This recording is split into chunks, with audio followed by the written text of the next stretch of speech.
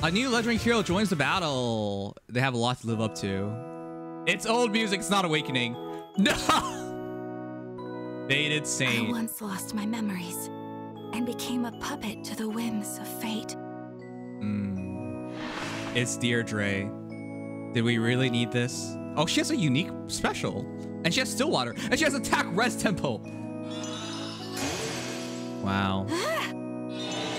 She looks so heavenly. She reminds me of Resplendent Deirdre. 125 damage. Look at her. Next to Sigurd. Wow. Is she gonna survive? Yeah.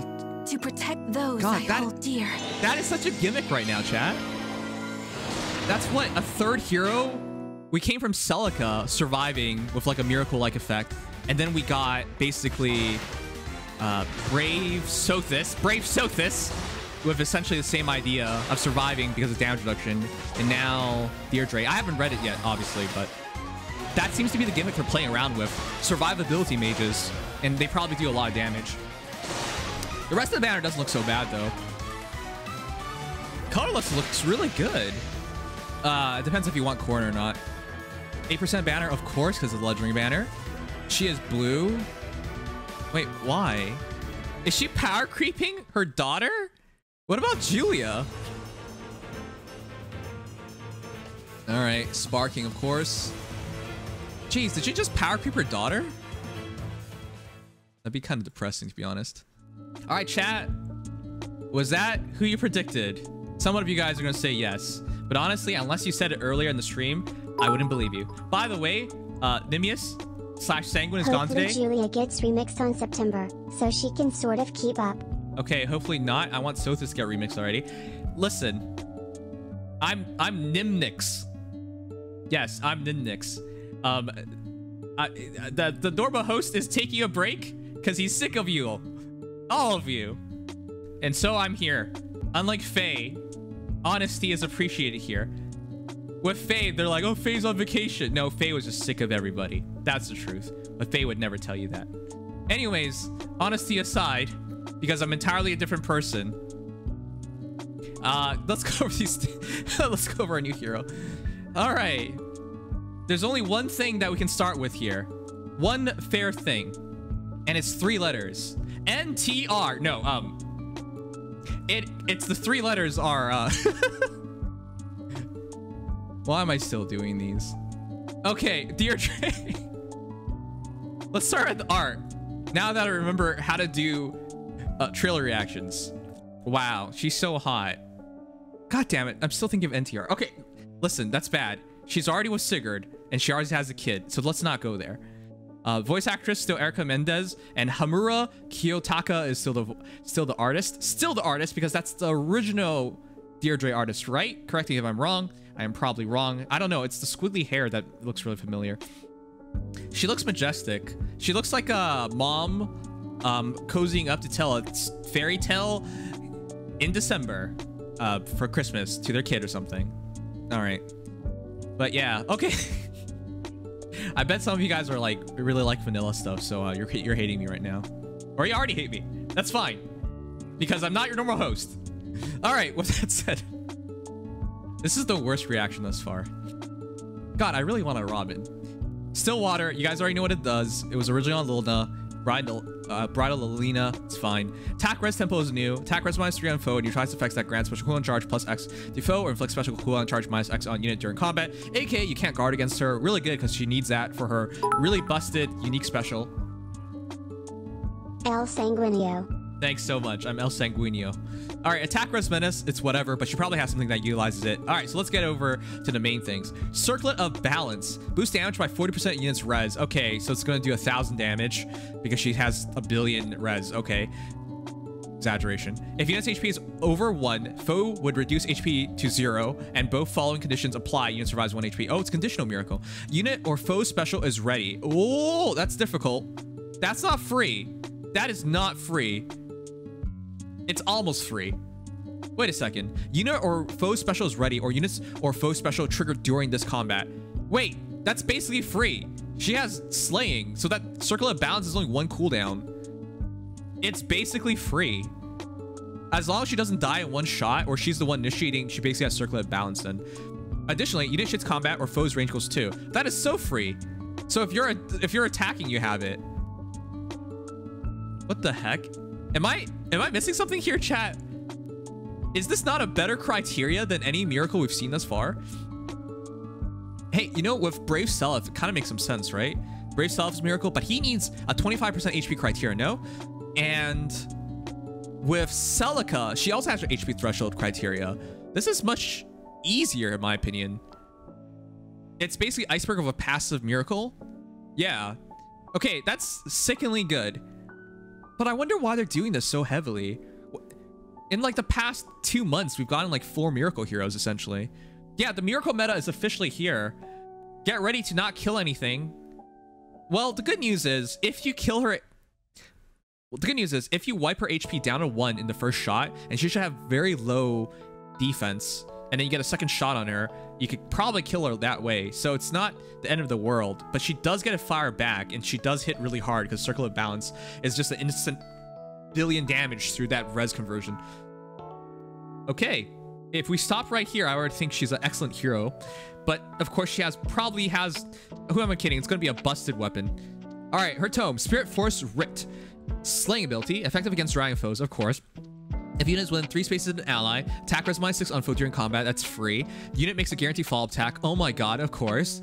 Disables foe skills that calculate damage using lower foe's defense or res. Wow, she has essentially, she takes away variable damage. And also, if units res or foes res at start combat, inflicts penalty on foes attack res during combat, 80% of the difference between res stats at start combat, maximum penalty of -12. Okay, even if she has very low defense, she might drop your attack by 12, in which case her low defense doesn't really matter that much anymore. Because with attack res menace, attack res tempo, and then Spirit Force Writ, that's 6, 6, 3. That's essentially 15 attack that you're losing. And then you could lose another 12 on top of that. So even if she had like 20 defense, she can find herself essentially at like 50 odd defense. That's ridiculous. Boo, why is she so good? All right, chat. Am I missing anything here? She just seems ridiculous. Rest in peace, Legendary Julia. What's the point of her anymore? Not Hallowed Naga 0 out of 10.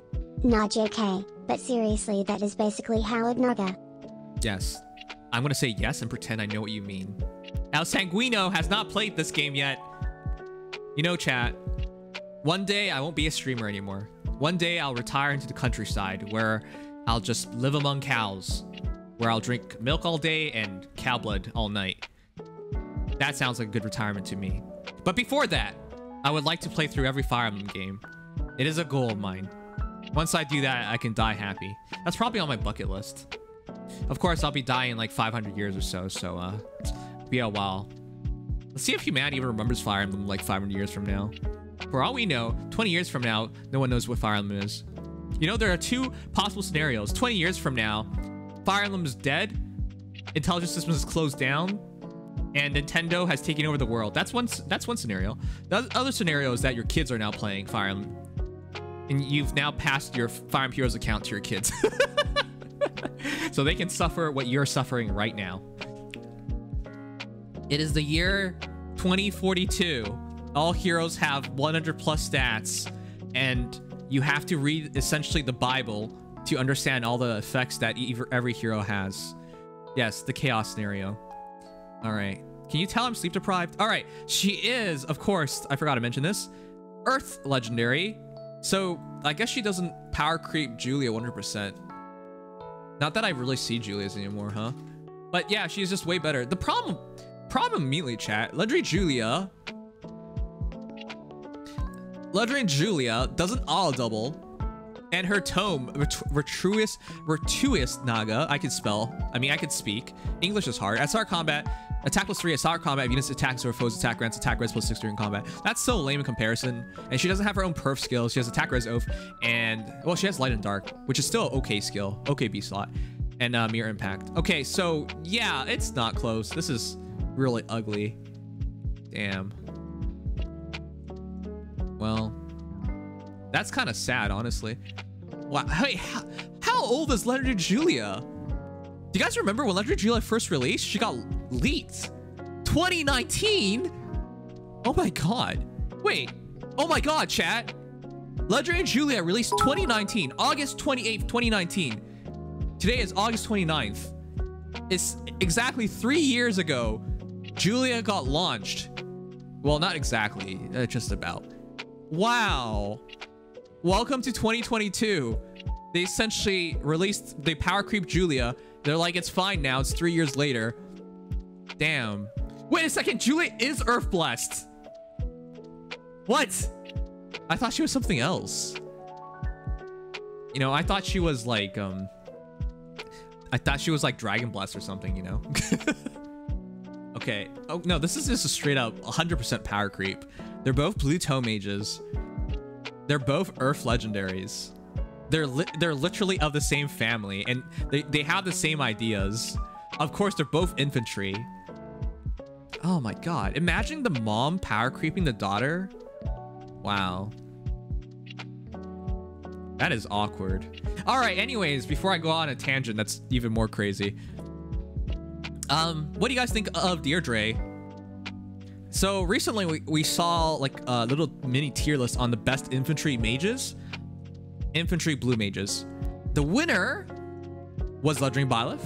In second place, it was Ascended Ishtar. And in third place, it was from Genealogy. Guinevere. It was Guinevere. That was our top 3. So if that's your top 3, I think it's pretty obvious. Deirdre is now top 3. I think she's right up there with Byleth. God, she might be better than Byleth because she can survive things, unlike Byleth. And with all the stat manipulation, she's very easy to survive things. And she does effective damage, but I guess they both kill dragons, so it doesn't really matter. And Ishtar is all about damage. So, oh my god, she might be the best. She might be the best blue mage then. I didn't even mention Guinevere. I don't. Honestly, people voted for Byleth, Ishtar, and Guinevere. But is this banner actually worth it, chat? Let's see it. Ooh, you know, this banner might actually not be that great. Okay, let's be in. Colorless is super strong, because that's Rhea, Ashe. Well, I don't know. Colorless is strong at least, because Corrin I don't really consider that great. Is blue actually good? I don't value Feh anymore. I guess if you get Feh, you can fodder her off, but I don't recommend going for Feh anymore. I feel like she had a really fun gimmick at the start with the miracle full heal thing, but it wasn't really a big deal, and she wasn't even that good of a unit. Now, I do like Myrrh, but Myrrh is a really kind of awkward unit to use. You either +10 her or you don't. But yeah, Myrrh unfortunately doesn't even score that well. Darkling Guardian is really awesome with the warp bubble effect and whatnot, and she does auto double. She's not a bad unit not by far, but I don't think she's essential for anyone. She is a wind legendary though, so maybe if you're merging Myrrh up, okay, it's a pretty good combination there. So I like Colorless just because of Ashe and Rhea, but for blue, it's iffy. It depends on whether you need Myrrh and whether you need Feh. But I think blue's probably okay for most people just because Julia's so strong. I think red is horrible. Seliph is bad. And the other two are just fodder. Green is actually pretty decent. Gustav is good fodder and is a good unit. I don't think anyone uses Triandra anymore, but yeah, if you deploy her in your Ether 8's defense team, and she's decent fodder, I guess. But I don't know. You probably don't need her anymore. Thorr is good unit. Wow. This entire banner, I think every color is at best 2 out of 3. That's good. I don't see any color that's completely agreeable with. Well, you guys can give me your input and feedback. The banner comes out on the 31st and goes on for 2 weeks until September 14th. I think I'm gonna skip just because the banner is so awkward for me. I think red is completely a skip, and I think the other colors, unless you really want one of those heroes, you probably skip it. Blue, that really depends on which legendaries you're working on, because if you're working on Feh and you're working on Myrrh, then you should just go all in for it. Hugh's just the ball of stats. Exactly. Feh auto heals unless it gets 2-shotted. Yes. But Feh's kind of lame, so. Colorless, blue, green, red is how I see it as well. So fair enough. Yeah, the thing is, as good as Deirdre is, Rhea, I feel like because most people haven't used Rhea, they don't realize how absurd she can get. And now that we have, she didn't have DC before, right? And yeah, she didn't have DC, but now she has the DC skill. Like what? What the heck? And then of course Ashe is just legit. Like Ashe is one of the best mythics ever. So yeah, I think this banner is easy to skip because it's not essential on every color.